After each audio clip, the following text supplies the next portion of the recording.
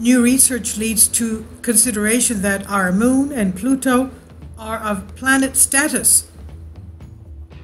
Is the moon a planet? A planet is defined by the International Astronomical Union, IAU, as an object that orbits a star, is rounded by its own gravity, is not massive enough to create thermonuclear fusion, which excludes stars that orbit other stars, and has cleared its orbit of planetesimals. Stern points out several flaws in the IAU definition. It does not include rogue planets with no star to orbit. It requires planets to clear their neighborhood, quote unquote, which is impossible to do entirely since small objects are constantly entering and exiting planetary orbits. And it excludes dwarf planets while allowing radically different bodies like Mercury and Jupiter to enjoy planetary status. Neighborhood, end quote. Kindly support my Patreon account. The daily posts are 5 videos daily, and they are totally different from what I have on my YouTube channel. Thank you so much for your support and that you find all my content so interesting. You'll find the Patreon account details in the description box. As Stern puts it, the definition can be accurately boiled down to round objects in space that are smaller than stars. Stern's definition would up the count of planets in the solar system from 8 to a hefty 110, more or less. Dwarf planets like Pluto and Eris, moons like Ganymede and Titan, satellites of Jupiter and Saturn respectively that outsize Mercury, all the way down to mighty Mimas, a moon of Saturn with a smaller surface area than Spain, would all be included. Stern argues that in this new age of cosmic exploration, branding is key to ensure the public understands the value of missions to objects besides Mars.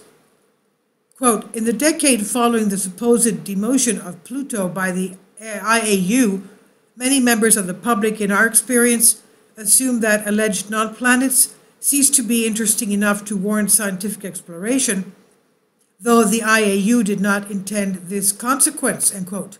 This is what Stern wrote.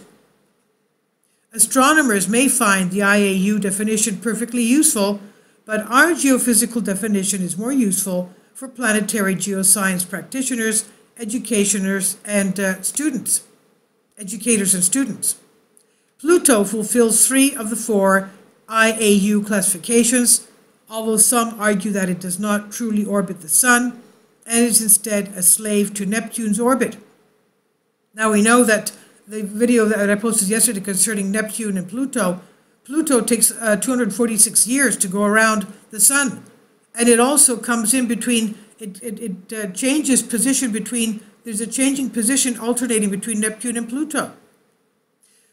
So Pluto fulfills 3 of the 4 classifications, but it has not cleared its 248-year orbit of planetesimals.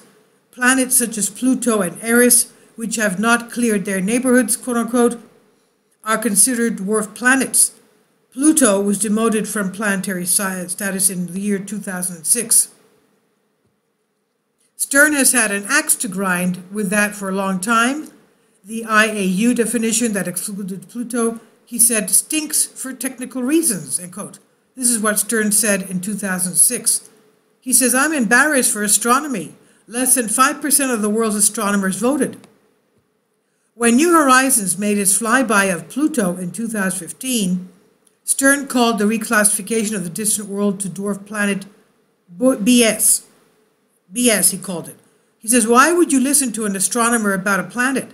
Stern said to Tech Insider, comparing the reclassification as asking for a podiatrist to conduct brain surgery instead of a brain surgeon. Quote, even though they're both doctors, they have different expertise, Stern says. You really should listen to planetary scientists that know something about the subject. When we look at an object like Pluto, we do not know it's the only object revolving around Earth, making it a satellite and not a planet. The early modern debate over whether the moon was a planet or a satellite seemed long over, but it could see a renewal with an esteemed mind like Stern leading the charge. This was from Sputnik News' Unbended Reality. Please leave your comments and thank you for your support.